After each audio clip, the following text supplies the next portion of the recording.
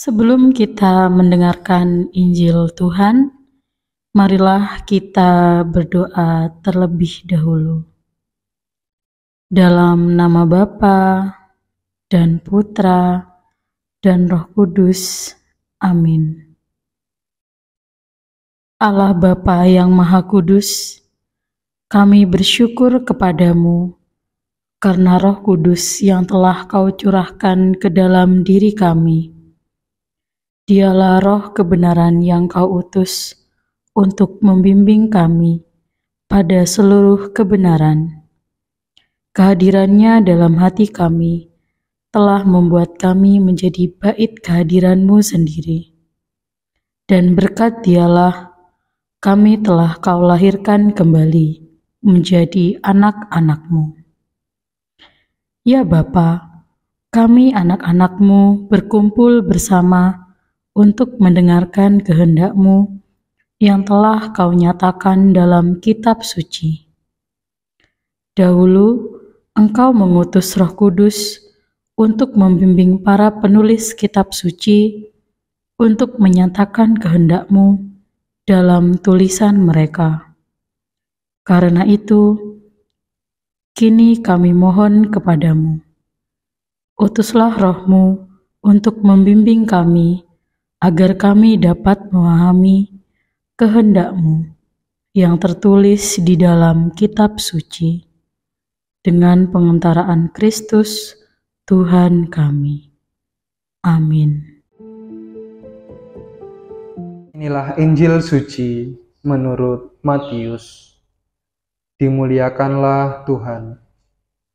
Sekali peristiwa, Petrus datang kepada Yesus dan berkata, "Tuhan, sampai berapa kalikah aku harus mengampuni saudaraku jika ia berbuat dosa terhadap aku? Sampai 7 kali?"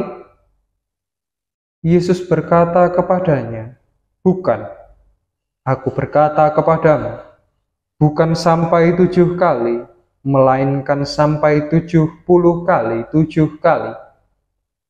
Sebab hal kerajaan surga itu seumpama seorang raja yang hendak mengadakan perhitungan dengan hamba-hambanya.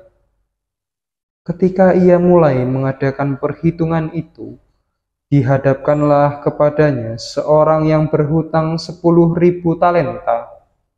Tetapi karena orang itu tidak mampu melunasi hutangnya, raja itu memerintahkan supaya ia dijual beserta anak istri dan segala miliknya untuk membayar hutangnya.